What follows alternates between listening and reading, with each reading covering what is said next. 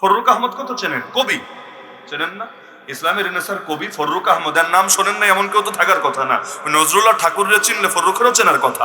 এইরকম কবি যে মাদ্রাসার ছাত্র না, যে কোনো হুজুর না, যে কোনো পীর মাশায়েখ না, কিচ্ছু না, তবলিগলাও না, আমার জানা মতো তবলিগলাও না, কিন্তু তাকে সরকার অফার দিয়েছিল আপনাকে সরকারি টাকায় হজ করাতে চাই। তা আমাকে আপনাকে অফার দিলে তো লাফায়া রাজি হতাম, মাশাআল্লাহ মারহাবা। সবার আগে ফেসবুকে স্ট্যাটাস দিতাম, চেনো আমারে? সরকার প্রস্তাব দিয়েছে সরকারি টাকায় আমারে হজ করাবে, মানে মুই কি হনুরে, এই টাইপের একটা অবস্থা হতো, নিজের একটা ভাব চলে আসতো। তো ফররুক আহমদ জবাব পাঠালো ফিরতি চিঠিতে, আমি ড্রেনের পানি দিয়ে উজু করি না। বাক্যটা বোঝেন, তারে কিন্তু ড্রেনের পানি দেওয়া হয় নাই, ওই পানি দিয়ে উজু করতে বলা হয়নি। আপনি বাক্যের গভীরতা বোঝেন, কবি মানুষ তো, কবির কথা তো সাহিত্য মণ্ডিত থাকবে, অলংকার সমৃদ্ধ থাকবে। বলছেন আমি ড্রেনের পানি দিয়ে উজু করি না, মানে কি সরকারি যে টাকা, সরকার যে যত জায়গা থেকে আয় করে সবগুলোতে সেই মানের হালাল, বিষয়টা তো এমন না, অনেক জায়গায় তো ভেজালও আছে। এবং ভেজাল এক দুই জায়গায় না, বহু জায়গায় মাসাল্লাগত ভাবে দেখলে বহু জায়গায় ভেজাল আছে। তার চাইতে বড় কথা, সরকার তো জুলুম করছিল, সরকার তো জালেম ছিল ওই সময়ের ইতিহাস ঘেটে দেখেন। তো এখন তোদের মতো লোকদের পয়সা দিয়া আমি যদি হজে যাই, এটা উদাহরণ হবে যে উজু করব ভালো কথা নামাজ পড়ার জন্য, কিন্তু ভালো পানি দিয়ে না করে ড্রেনের পানি দিয়ে করলাম। এজন্য তিনি লিখে দিলেন, আল্লাহ আমাকে যখন সামর্থ্য দিবে তখনই আমার উপর হজ ফরজ হবে, এর আগে ফরজ হবে না। আর যখন আমার উপর হজ ফরজ হবে, নিজের পয়সা দিয়ে হজ করবো ইনশাআল্লাহ, আমার ড্রেনের পানি দিয়ে উজু করা লাগবে না। কারণ কারো ধরেন পানি নেই, তাহলে বিকল্প তায়াম্মুম আছে, ব্যাস সাধ্যে যতটুকু আল্লাহ বিধানও দিয়েছেন ততটুকু, যা সাধ্যে নাই এটার জন্য আল্লাহ ধরবেও না। আল্লাহ কোনো গরিবরে বলবে না কিরে জাকাত দিলি না কেন, আল্লাহ কোনো গরিবরে বলবে না কিরে কোরবানি দিলি না কেন, আল্লাহ কোনো গরিবরে বলবে না তুই হাজি সাহেব হলি না কেন। কেন? কারণ যেটা সাধ্যে নাই আল্লাহ সেটার বোঝা চাপিয়েও দেন না। আমরা যারা এখনো পর্যন্ত ফিলিস্তিনে যাই নাই, সেই জিহাদে শরীক হই নাই, যদিও মাসালা তো এটাই মাজলুমদের রক্ষা করার জন্য নিজের জান মাল সবকিছু দিয়ে ঝাঁপিয়ে পড়াটাই ইমানের দাবি ছিল। তো যারা যাই নাই, অন্তত এই আশা আমরা করি যে সাধ্যে যা আছে সেটা যদি আমরা করি, আল্লাহ চাইলে বাকিটা মাফ করে দিতে পারেন। সাধ্যে কি আছে?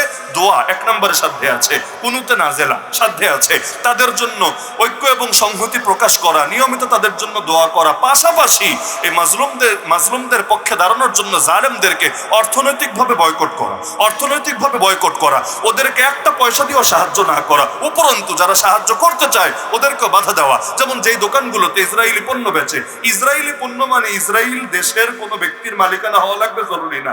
এমনও হতে পারে যারা ইসরায়েলি আদর্শ মানে জায়নবাদী আদর্শ লালন করে এবং এই জায়নবাদীদেরকে সাহায্য করে, ওরা যদি অন্য দেশেরও হয়, ওদের পণ্য কিনলেও দিন শেষে এদের প্রতি সমর্থন প্রকাশ পেতে থাকে। তো কোন দোকানে যদি এই টাইপের পণ্য থাকে, সহজ সুরত হলো তাকে সামাজিকভাবে বয়কট করা হবে, যে তুই তোর দোকান খুলে বসে থাক, কিন্তু আমরা কেউ নাই, আমরা কেউ যাবো না তোর সাথে। আজকে করেন, আজকে বিশ্বাস করেন, আজকে সবাই মিলে বয়কট করেন, 3 দিনের মধ্যে দেখবেন আলিফের মতো সোজা হয়ে গেছে। কারণ কাস্টমার যদি না আসে, ও মাল বেচে পানি খাবে, নাকি ইসরায়েল ড্রোন দিয়ে অথবা হেলিকপ্টার পাঠিয়ে ওরে পয়সা দিয়ে যাবে? দুইটার কোনোটাই না।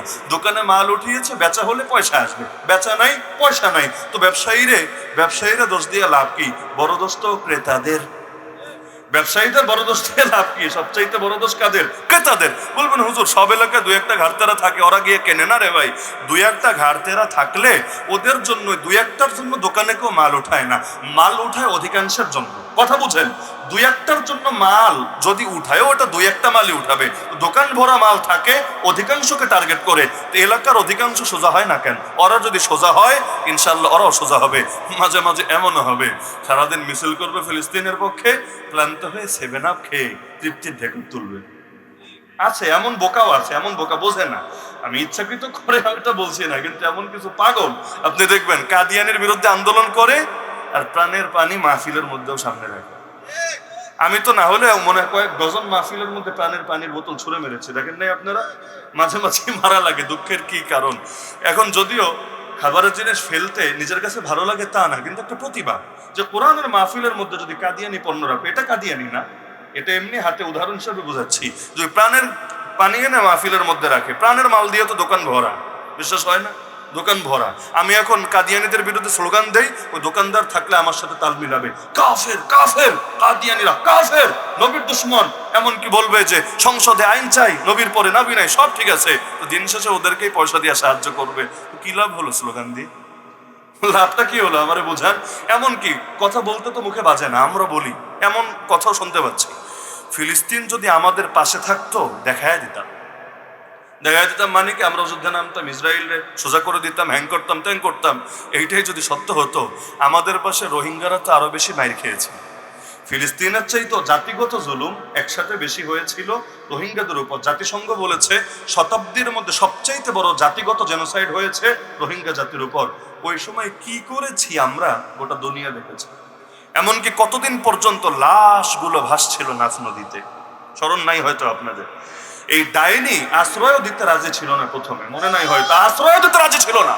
যখন লাশগুলো ভাসছিল, আন্তর্জাতিক মিডিয়া তো আসছিল এবং বাংলাদেশের মধ্যেও সকলে প্রতিবাদে মেতে উঠেছিল এবং পুরো দেশ থেকে এটার বিরুদ্ধে সকলে একযোগে গর্জে উঠেছিল। ওই সময় আশ্রয় তো দিয়েছে, তবে দিয়ে আবার নোবেলের ধান্দা করেছে এবং ওই সময় মাসের পর মাস, প্রায় বছর খানেক ধরে এই দেশে সকলে মিলে তাদেরকে নিয়মিত আর্থিক সহায়তা দিয়েছে। এই এলাকা থেকে দিয়েছে কিনা আমি জানি না, মাশাআল্লাহ। আপনারা দিবেন না তো কারা দিবেন? আমি নাসির মানে সাহায্যকারী, নগর মানে শহর। এটা আল্লাহর দিনকে সাহায্য করার নগর। তো সারা দেশ থেকে সাহায্য দিয়েছে, আলহামদুলিল্লাহ। তো দেখা গিয়েছে আমরা মাজলুমদের জন্য কি করি, এটা গোটা দুনিয়া দেখেছে। এই যে আরাকানের সমস্যা সমাধান পয়সা দিয়ে তো হবে না, আরাকানের সমস্যা সমাধান তো হবে লড়াই দিয়ে। বাস্তবতা এটাই। এখন যদি আপনি আলোচনা করেন যে মিয়ানমার সরকারকে বুঝিয়েছি ওরা রোহিঙ্গাদেরকে ফিরিয়ে নিয়ে যাবে, সবাই বলবে শকর আলহামদুলিল্লাহ। কিন্তু কই ফিরাবে, কার কাছে ফিরাবে? যে এলাকায় ফিরাবে ওই এলাকা তো সরকারের দখলেই নেই। আরাকান এখন আর মিয়ানমার সরকারের দখলেই নাই অধিকাংশ এলাকায়। তাহলে কার দখলে? বিদ্রোহী একটা সংগঠন আছে আরাকান আর্মি, বৌদ্ধদের, অধিকাংশই বৌদ্ধ, উগ্র বুদ্ধিস্ট। ওদের একটা সংগঠন আরাকান আর্মি, ওরাই দখল করে ফেলেছে। সরকার যদি বলে হা হা আমরা ফিরাই নিচ্ছি, তোমার মাথায় ফিরাই নিবা? ওদের ঘর বাড়ি তো এখন অন্যদের দখলে। তো ডিল করলেও তো আগে তাদের সাথে করতে হবে, না হলে লড়াই করে নিজেদের অধিকার বুঝে নিতে হবে, লড়াই করে নিজেদের অধিকার বুঝে নিতে হবে। এবং এই লড়াইরে কেউ খারাপও বলবে না। জাতি রক্ষার লড়াই, দেশ রক্ষার লড়াই, ভূমি রক্ষার লড়াই, এটাকে দুনিয়ার কে খারাপ বলবে? কেউ যদি আপনারে মারতে আসে, আপনি মরবেন না ওরেও মারবেন? আপনারা যদি মারতে আসে মরবেন না। ৭১ আমাদেরকে মারতে এসেছিল, মরি নাই, আমরাও প্রতিবাদ করেছি, আল্লাহ বিজয় দিয়ে দিয়েছেন। তাহলে আরাকানও একটা স্বাধীনতা যুদ্ধের দরকার ছিল না?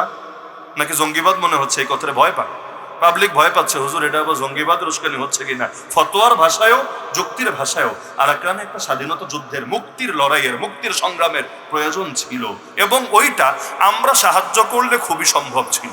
আমরা সাহায্য করলে এতদিনে হয়তো হয়েও যেত, আমরাও করি নাই, আমাদের যারা দায়িত্বশীল তারাও করে নাই, আজও পর্যন্ত ওদের আর ঘরে ফেরা হয় নাই। সুতরাং ইসলামের পরিভাষাগুলো এবং বার্তাগুলো বোঝা দরকার। এই যে আলহামদুলিল্লাহ এখন তো দেশের মধ্যে মোটামুটি একটা শান্তিপূর্ণ পরিবেশ আছে আলহামদুলিল্লাহ, যদিও কিছু লাইনে পেরেশানি আছে। ধরেন নাসিরনগরে মাহফিলে আসবো, ফেরার সময় নিরাপদে যেতে পারবো কিনা, এই টেনশন পুরো বাংলাদেশে আছে। মানে নাসিরনগর বলে কথা না, পুরো বাংলাদেশেই রাস্তাঘাটে ডাকাতি, লুটেরা, চাঁদাবাজি, এই আতঙ্কগুলো আছে। চোর ডাকাতের ভয় আগের চাইতে বেড়েছে, কিন্তু তারপর আলহামদুলিল্লাহ পুরো বাংলাদেশের মানুষ খুশি। কেন? আপত্ত একটা বিদায় হয়েছে, আর্থিকভাবে তো আল্লাহ ভালো রেখেছে, রমজান মাস গিয়েছে, পণ্যের দাম তো কমতে গেছে। যদিও সব কৃতিত্ব খালি সরকারেরই না, বরং আসল কৃতিত্ব আল্লাহর। বলবেন কিভাবে? ফলন যদি বেশি না হতো, এই বছর ফলন বেড়ে গেছে আলহামদুলিল্লাহ। জমিনে ইনসাফ থাকলে আল্লাহ বরকত দেয়, এটা আল্লাহর ওয়াদা। জমিনে ইনসাফ থাকলে আল্লাহ বরকত দেয়। আমাদের ইমামরা লিখে গিয়েছেন, কোন কাফের বাদশাহ যদি ইনসাফ করে আর কোন মুসলিম বাদশাহ যদি জুলুম করে, তাহলে ইনসাফকারী কাফের রাজত্ব টেকসই হবে আর জালেম মুসলিমের বাদশাহী খতম হয়ে যাবে। ইমামরা লিখে গিয়েছেন। তো এবছর ফলনও ভালো হয়েছে আলহামদুলিল্লাহ, দামও কম থেকেছে, বিদ্যুৎও কম গিয়েছে। এখন দেশের মধ্যে অনেক ধরনের উন্নতির কথা শোনা যাচ্ছে, চীন এই সাহায্য দিবে, অমুকরা এসে বিনিয়োগ করবে। আলহামদুলিল্লাহ আলহামদুলিল্লাহ, দেশের যদি কল্যাণ হয়, জাতির জন্য যদি কল্যাণ হয়, কেউ খারাপ বলবে না আলহামদুলিল্লাহ। কিন্তু কল্যাণের নাম দিয়া যদি আবার কিছু অকল্যাণও চাপায়া দেওয়া হয়, তখন তো আর আলহামদুলিল্লাহ না, তখন তো নাউজুবিল্লাহ।